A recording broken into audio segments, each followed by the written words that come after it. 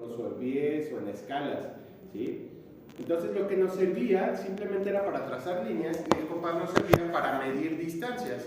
Es decir, si yo quería trazar un segmento que fuera del mismo tamaño que este lado, lo que yo hacía era abrir mi compás a este tamaño, ¿sí? Entonces si yo acá pongo un puntito, tomo aquí mi compás y lo pongo en esta parte, entonces puedo ubicar el otro puntito y puedo trazar un cachito y yo puedo asegurar que esta longitud es la misma que esta, ¿sale? Geométricamente eso es lo que hacía el compás. Entonces todos estos postulados es pensando que yo tengo una regla, algo que me permite trazar las líneas y un compás que me sirve para medir distancias, ¿sale? Entonces estos postulados son los que él dio por hecho, ¿no? Entonces noten lo siguiente, vamos haciendo un dibujito. Por ejemplo, en el postulado 1 lo que nos está diciendo es, bueno, nuestro elemento más sencillo que pueden existir son los puntos, ¿no? A partir de los puntos yo puedo formar distintas figuras. Entonces el punto 1 lo que nos dice es, si tú tienes dos puntos, no importa cuáles sean, ¿sí? Existe un segmento de recta que los une, ¿sale? No importa qué puntitos me tome, yo puedo trazar ese cachito de recta, ¿no? Eso es lo que nos dice el postulado 1. Que tiene sentido, ¿no? Es lo que debería de suceder, ¿sí? 2. Dice, un segmento de recta se puede extender indefinidamente en una línea recta. Todo lo que nos está diciendo es, mira, no solo eso. Si tú tienes un segmento de recta, es decir, un cachito, este se puede extender indefinidamente. No importa en qué dirección, tú lo puedes extender. ¿Sale? Se puede extender, se puede extender, se puede extender y nunca se va a terminar, ¿no? Es la idea de una línea recta, de que tú siempre puedes ir avanzando en una sola dirección, ¿sí? O en la otra dirección también y que nunca te vas a detener. Ese es el punto, nunca te vas a detener. Entonces, eso es lo que nos dice el postulado 2. El postulado 3 nos dice que puedes trazar un círculo. ¿De qué forma? Si tú tienes un punto y tú tienes un radio, es decir, una cierta longitud, entonces tú puedes trazar una circunferencia, ¿vale?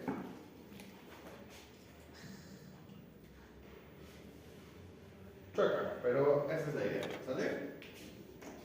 Tú puedes trazar un círculo, ¿sí? Entonces recuerden, de nueva cuenta, todo lo que estamos haciendo aquí, todas estas construcciones son utilizando regla y utilizando compás, ¿no? El segmento de recta, ¿cómo lo trazo? Pongo aquí mi regla y trazo la línea. ¿Cómo prolongo indefinidamente? Pues voy desplazando mi regla y voy siguiendo trazando la línea. ¿Y cómo puedo trazar la circunferencia? Pues me tomo aquí mi compás y lo hago girar, ¿sale? ¿Cómo tomo la medida de este segmento? Pues igual con el compás, ¿no? No pasa nada, ¿sí? Bueno, el número 4 nos empieza a hablar ya acerca de la noción de ángulo. ¿Qué es la noción de ángulo? Bueno, yo ya puedo trazar rectas, entonces ahora me interesa saber cómo es que interactúan, perdón, aquí era 3. A mí me interesa saber cómo es que interactúan estas rectas. Una forma de medir cómo interactúan es la abertura entre las rectas. ¿Y a qué se refieren que todos los ángulos rectos son iguales entre sí? Bueno,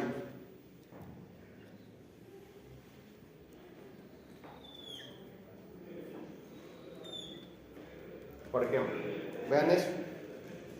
Ustedes ya saben qué es un ángulo recto, ¿no? Si usamos nuestra noción actual, es nuestras rectas se abren en un ángulo de 90 grados, pensándolo en grados, ¿no? Pregunta, de acuerdo a lo que conocen, ¿estos son ángulos rectos? ¿Cómo se ven los ángulos rectos? De 90 grados, que se verían como una cruz, ¿no? Nosotros sabemos que se verían así, ¿sí? Como una L, ¿no? Estos no son rectos, ¿están de acuerdo? Si fueran rectos, se tendrían que ver iguales. Y este ángulo no se ve, esta abertura no se ve igual que esta abertura, ¿están de acuerdo? Sí, fíjense que ahí no estoy hablando de grados, simplemente estoy hablando de que esta abertura no se ve como esta abertura. ¿Y qué es lo que nos dice el 4? Que todos los ángulos rectos son iguales entre sí. Entonces, ¿cómo se tendría que ver esta línea para que las dos aberturas se vieran iguales? Pues si yo lo trazo geométricamente, se tendría que ver más o menos de este estilo, ¿no? Noten que ahí yo estoy pensando en 90 grados, pero también no estoy pensando que como dibujito, estas dos aberturas son iguales. ¿Sí? ¿Sí está claro? Ah, bueno, eso es... Ahí estoy diciendo que esto es, si algo se ve de esta forma, si esta abertura se ve como esta abertura, eso es un ángulo recto. Y no solo eso, no importa la posición que los tome, ¿sí? No importa que los gire, este se ve igual que este, entonces es un ángulo recto, pero estos también son iguales que estos, porque se ven iguales, son las mismas aberturas. ¿Sale? Entonces, de nuevo, recuerden que antes no tenían esta noción de grados, pero sí tenían la noción de mediciones y de cómo se ven los objetos. ¿Cuándo puedes considerar que dos objetos son iguales? ¿Sí? Bueno. Entonces, bueno, uno establece estas reglas, ¿no?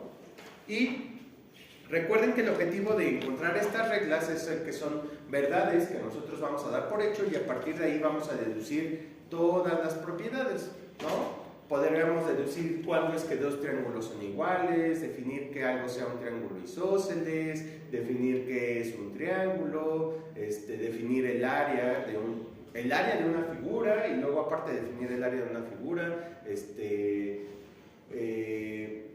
calcular el área de un triángulo, calcular el área de un rectángulo, definir qué es un rectángulo, ¿no? A partir de sus ángulos, justamente, ángulos rectos. O sea, nosotros podemos empezar a construir todo eso y empezar a demostrar muchas propiedades. En particular, ustedes saben que los ángulos internos de un triángulo, ¿sí? Si nosotros sumamos este ángulo, más este ángulo, más este ángulo, ¿cuánto nos debe de dar en grados? 180 grados, ¿no?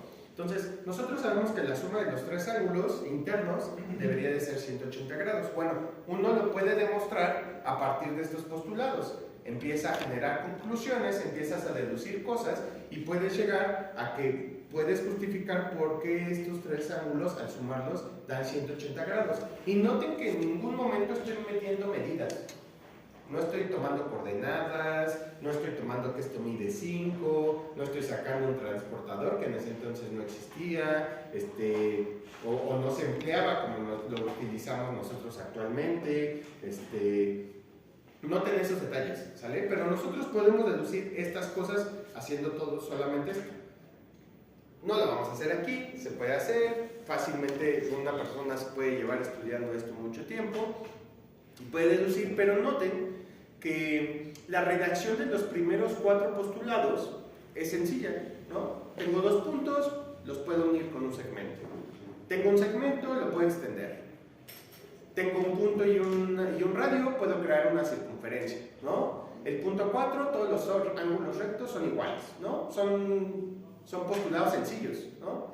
Pero el 5 ya empieza a sonar raro. Y empieza a sonar raro simplemente porque es mucho texto, ¿no? Y empieza a decir, si una línea recta corta a otras dos, de tal manera que la suma de los dos ángulos interiores del mismo lado sea menor que dos rectos, las otras dos rectas se cortan al prolongarlas por el lado en el que están los ángulos menores que dos rectos, ¿no? Entonces vamos a hacer un dibujo de eso. Entonces, el último postulado, ahorita vamos a ver de qué es lo que nos está hablando. Ya tenemos esta parte de líneas rectas, de circunferencias y de ángulos rectos. A partir de ello, nosotros ya tenemos otro postulado que nos habla acerca de la combinación, pero en pocas palabras lo que nos dice es, yo tengo 2 líneas. Tengo 2 líneas, ¿sale? Y dice que hay una línea recta que corta a estas dos. Así, ¿sale? Bueno, esa línea recta corta esas dos y te dice, de tal manera, dice, si una línea recta corta otras dos, de tal manera que la suma de los dos ángulos interiores del mismo lado sea menor que dos rectos, o sea, lo que está diciendo es lo siguiente. Ustedes saben que dos rectos son 180 grados, ¿no? 90 más 90, 180 grados. ¿no? Entonces lo que nos está diciendo es, fíjate en los ángulos inferiores, que son estos. Vamos a ponerle nombres, alfa y beta. ¿Sale? Entonces fíjense en esos dos ángulos. Si nosotros sumamos estos dos ángulos, eso es menor que 180 grados. ¿Sale?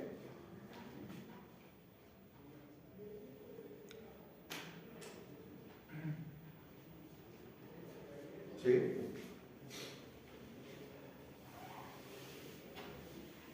¿Sí me creen que es menor que 180 grados? Si ustedes tienen algo así, lo que estoy diciendo es, tómate el ángulo beta y ahora súmale el alfa y esto no te va a completar una línea de este estilo. ¿Sale? Eso es lo que está diciendo. Y de hecho de este lado es mayor que 180 grados, que dos rectos, ¿no? Esto es por estas aberturas.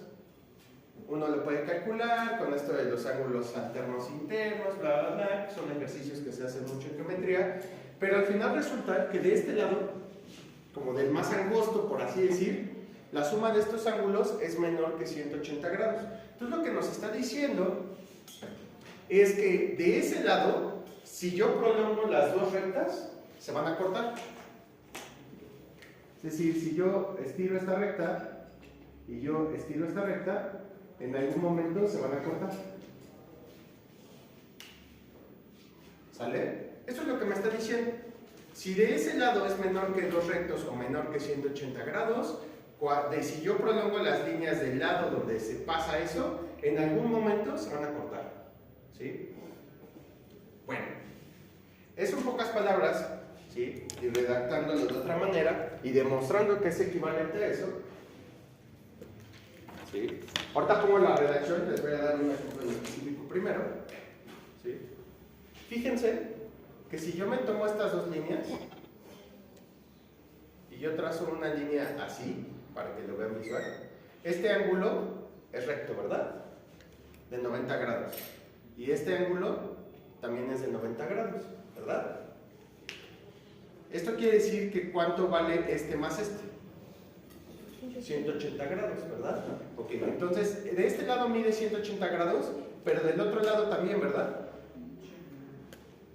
Es decir, no pasa lo de ese postulado, ¿no? Ahí necesitamos que sea menor que 180 grados. Bueno, estas dos líneas, ¿cómo son? Son paralelas, ¿no? ¿Por qué son paralelas? Porque sabemos que por definición, o lo que siempre nos han enseñado, dos líneas son paralelas y nunca se cortan. Noten que aquí lo que estoy diciendo es que el ángulo que se forma al sumar estos dos ángulos internos es justamente 180 grados. Lo que nos está hablando este postulado, después de tanto texto, es cuando existen las líneas paralelas. ¿Sí? Si la suma de estos dos ángulos es menor, entonces se van a cortar de este lado. Y si la suma de estos dos ángulos es menor, entonces se van a cortar de este lado. Entonces este postulado de lo que nos habla es de las líneas paralelas. ¿Sí? Sí habla de los ángulos, pero lo que nos está diciendo es bajo qué condiciones van a existir rectas que se cortan o rectas paralelas, rectas secantes o rectas paralelas. ¿Sale? Entonces, bajo esta idea, ¿sí?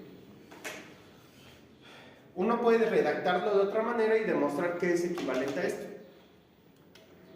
Y lo equivalente es lo siguiente. Entonces vamos a ponerle como 5. También, este se debe a igual a un matemático, se le suele llamar axioma de Playfair, pero lo que nos interesa es lo que dice. Entonces uno puede demostrar que esto es equivalente a lo siguiente. Por un punto exterior a una recta,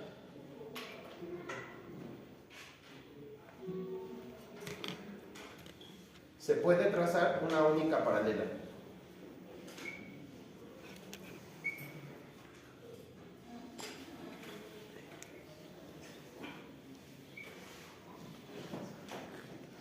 ¿Qué nos está diciendo? Bueno, uno puede demostrar que si uno supone esto, puedes demostrar esto, y que si supones esto, puedes demostrar esto, se puede hacer. Pues lo que nos está diciendo aquí, esta equivalencia, es que si yo tengo una línea cualquiera, ¿sí? Y me tomo un punto fuera de ella, entonces puedo trazar una línea paralela, porque pase por este punto. Y es única, ¿sale? Aparte uno puede demostrar que es única. Si uno intenta trazar otra línea por aquí, ya no va a ser paralela, ¿no? Y tiene sentido, o sea, sé que puede pasar, pero si yo lo muevo tantito, lo que quiere decir es que en algún momento va a cortar a la otra, ¿sí? Ok.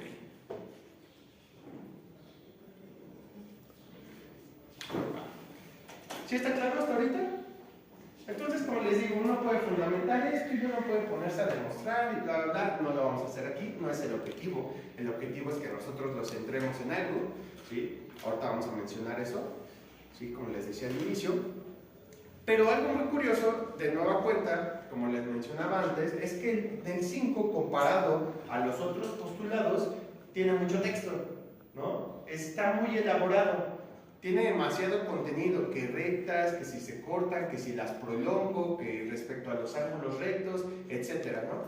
Entonces, otros matemáticos y otras personas empezaron a preguntarse si este quinto postulado, ¿sí?, en realidad no era como una verdad absoluta, no era parte de las reglas. Lo que se preguntaban era si ese quinto postulado lo podían deducir de los primeros 4. Recuerden que nuestro objetivo es dar verdades, ¿sí? Decir, bueno, yo voy a dar por hecho que pasa esto y a partir de esas cosas empezar a construir, ¿sí? Obviamente lo que te interesa es que de verdad sean verdades absolutas, ¿no? Que no las puedas deducir de otras cosas, que sean elementales, sencillas, ¿no? Entonces empezaron a preguntar, bueno, ¿yo podré demostrar que pasa el 5 si yo solamente utilizo el 1, 2, el 3 y el 4? ¿Sí? ¿Podré demostrarlo? ¿Podré justificarlo? Y entonces, ¿cómo se suele hacer eso? Bueno, una de las técnicas usuales es intentar demostrar algo por contradicción. Es decir, supongo que sí pasa y llego a algo falso, ¿no? Entonces, imagínense, ¿a qué me refiero con la contradicción? No sé, yo quiero demostrar que todos los humanos tienen ojos. Entonces yo quiero demostrar esto, ¿no? Es un decir. Entonces, ¿cómo demuestro esto? Empiezo a dar argumentos, ¿no? Y al final lo que yo quisiera deducir es que esto pasa. Entonces, ¿cómo funciona la contradicción? Pues bueno, la contradicción es suponer que no todos los humanos tienen ojos. Voy a suponerlo.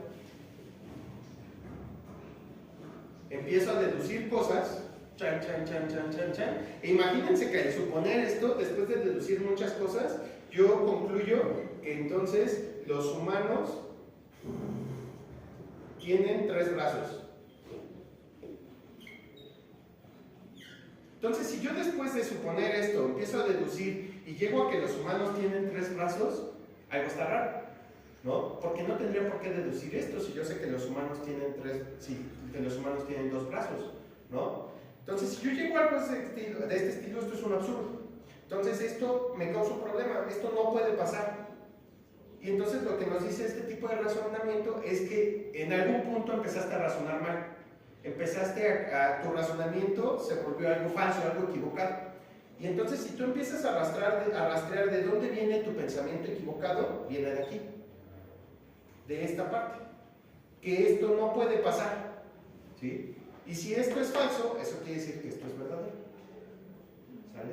Así funciona ese tipo de razonamiento. Entonces lo que intentaron hacer los matemáticos fue suponer que esto no pasaba, que eso no era verdad, e intentaron llegar a una contradicción de los primeros axiomas, ¿no?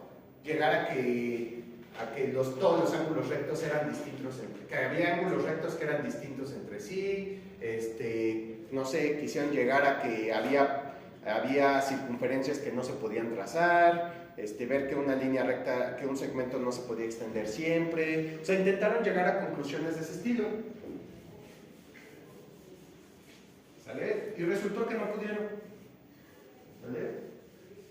Y aparte de que no pudieron llegar a esas contradicciones, llegaron a otro tipo de conclusiones, ¿sí? Y entonces ese quinto postulado resulta que no se puede deducir de los anteriores, ¿sí? Sí es un postulado, y aparte de al intentar, de intentar justificar que se deducían los anteriores y no poder, encontraron otro tipo de resultados. Y entonces se dieron cuenta que existen otros tipos de geometrías, es decir, otra forma de estudiar objetos geométricos, otra forma de estudiar objetos, quitémosle geométricos, ¿sí? Y entonces, no solo existe la geometría euclidiana, existen las geometrías no euclidianas.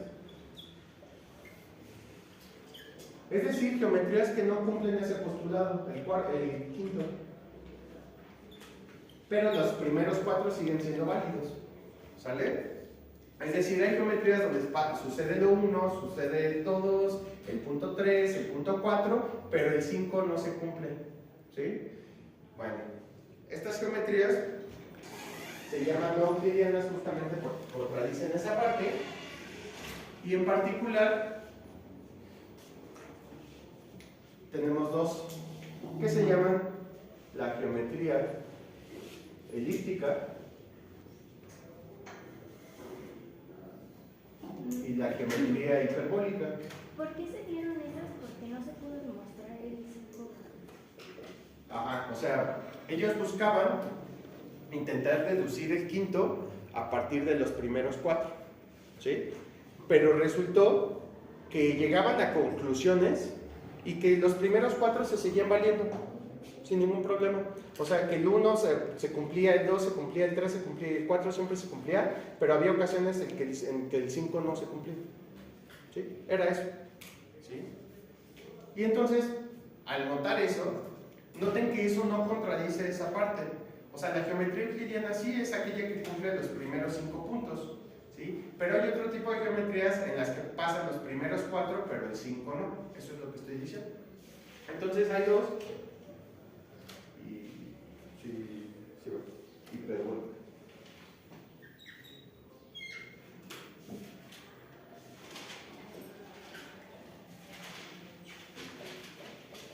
¿Sale? Esto es cultura general, no vamos a usar. ¿Sale? Ok. Pero para hablar de geometría necesitamos algo, ¿sí? Es decir, necesitamos dónde trabajar estos objetos, dónde viven estos objetos. Noten que en la geometría euclidiana esto vive en un plano. Nosotros sabemos trazar líneas rectas en el plano, sabemos trazar círculos en el plano. ¿Con qué me refiero con el plano? Pues piensen en una hoja, ¿sí? En una superficie, en un pizarrón, en este escritorio, en una hoja. Eso uno puede definir que es un plano también, sí, podemos hacerlo. Pero entonces necesitamos algo que que tenga una forma distinta y que se siga cumpliendo lo mismo. Entonces, el modelo que vamos a utilizar en la geometría elíptica, uno de los modelos, es la esfera. Si yo considero una esfera,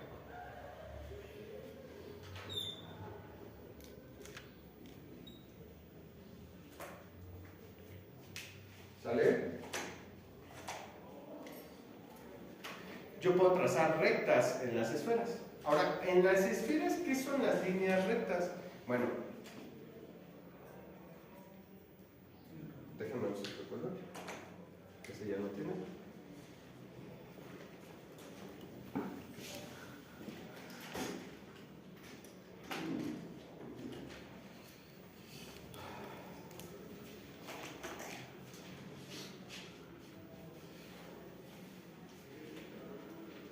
Imagínense que ustedes tienen aquí un punto, tienen otro punto, acá abajo, en su esfera, y entonces el primer postulado te dice, dados dos puntos, existe un segmento de recta que los une. En este caso, ¿qué es un segmento de recta? Bueno, si ustedes se imaginan el polo norte y el polo sur, ¿sale? Y ustedes trazan el arco que pasa por aquí. Imagínense que parten, que la van a partir, agarran un cuchillo y la van a apartar por aquí, la van a partir por aquí, que pase por este punto y que pase por este punto y van a cortar, ¿sale? Hay muchas formas de cortarlo. Piensen en una naranja, tienen una naranja y la quieren partir justamente por la punta, entonces pueden cortarla de muchas formas. Entonces resulta que yo puedo cortarla de tal forma que pase por estos dos puntos.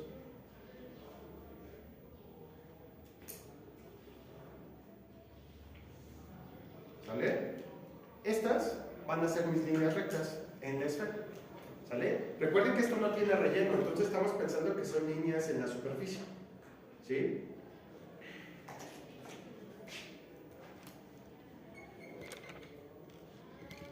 Y esto de nueva cuenta no es tan raro. O sea, yo tengo este segmento, este cachito, y de hecho, como son todas las líneas rectas y yo las intento prolongar de acuerdo al axioma 2, pues puedo extenderla así. ¿Sí? Como si esto fuera por enfrente y luego por la línea que pasa por detrás. ¿Sale? Eso se prolonga indefinidamente. Y ahora, aquí vienen cosas extrañas, porque si uno ve eso, uno va a decir, pero eso no es infinito. Empieza en un punto y termina en un punto. Tiene longitud finita, ¿sí? O sea, se termina, tiene un valor, pero eso no quiere decir que en nuestro concepto de línea recta no se prolongue indefinidamente. ¿A qué me refiero? Si yo estuviera aquí parado y empiezo a caminar sobre esta línea negra, ¿en qué momento me voy a detener? Nunca. Yo puedo avanzarla y recorrerla y recorrerla y recorrerla de manera infinita, es decir, puedo avanzar en una sola dirección de manera indefinida. Bueno, esa es la idea de una línea recta. Lo mismo pasa acá. Si yo me paro aquí y empiezo a caminar en una sola dirección, puedo avanzar indefinidamente. Voy a continuar, voy a avanzar, voy a avanzar, voy a avanzar y nunca me voy a detener. Lo mismo pasa aquí. ¿Sale? Ahora, de nueva cuenta, esto no es tan raro. ¿Sí? ¿Sí han visto cómo viajan los aviones, no? Los aviones no avanzan. Si yo estoy aquí en esta ciudad y yo estoy acá en esta ciudad, los aviones no avanzan así, ¿no? ¿Qué hacen? Como que rodean la superficie, ¿no? Tienen que hacer una curvita de este estilo, ¿sí? Ah, bueno, esa es la idea aquí, ¿sí? Noten que en este caso nuestras líneas óptimas o nuestras líneas rectas son estas curvitas, ¿sale? Ahí entran otros conceptos de geometría, se les llaman geodésicas, es decir, distancias, líneas que minimizan la distancia, ¿sí? Pero más o menos así se comportan, ¿sí? Entonces, en nuestro caso, en la esfera, esas serían nuestras líneas, ¿va?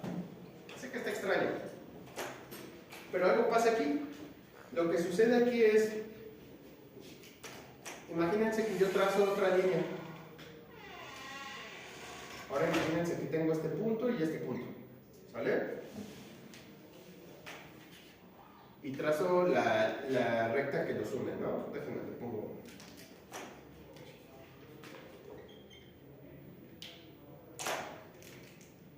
Y entonces trazo la línea,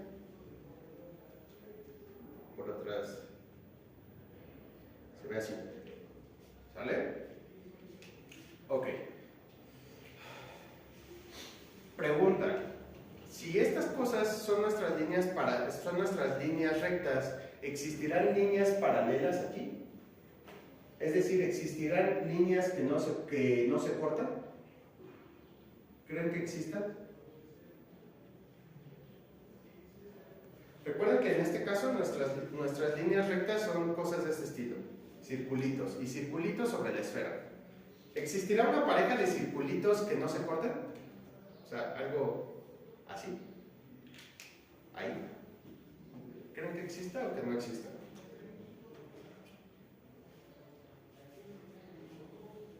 Sí, si lo veo con el ejemplo de la naranja, sí, pero... ¿Pero cómo le estás cortando?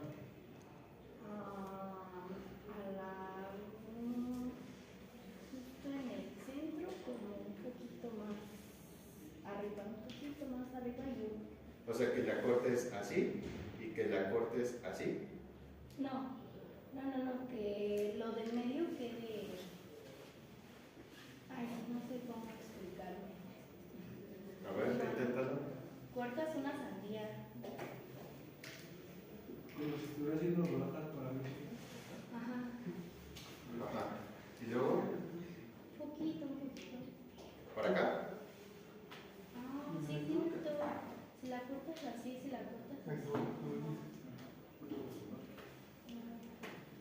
Lo que va a suceder aquí es que que las líneas rectas siempre se van a cortar. Recuerden que las líneas me tomo los dos puntos extremos de mi esfera y corto por ahí. Entonces, cuando yo tracé esta línea, lo que hice fue tomarme los dos puntos extremos y cortarlo. ¿Sale? Entonces, lo que va a pasar en la esfera es que todas se cortan. Entonces, en la geometría elíptica no existen líneas paralelas. Que es justamente, recuerden que el quinto postulado nos habla de que si yo tengo una línea recta y tengo un punto, pues lo que va a suceder en la geometría esférica es que no existen líneas paralelas. Cualesquiera dos líneas rectas se van a cortar. ¿Sale? ¿Sí? Bueno, noten que lo que estamos haciendo es ver otras opciones de este postulado. En la geometría plana siempre existen dos paralelas. De hecho, tengo una línea y siempre voy a poder construir su paralela y es única. En el caso de la geometría elíptica ni siquiera existen líneas paralelas. ¿Sale? ¿Qué creen que pasa en la geometría hiperbólica? Hay más de uno. Existen muchas líneas.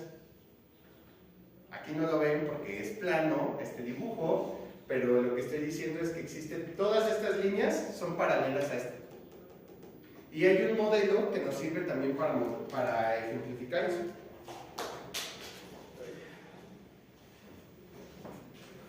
Y en este caso hay muchos, también en la geometría elíptica, pero el que vamos a utilizar es uno que se llama el disco de Poincaré.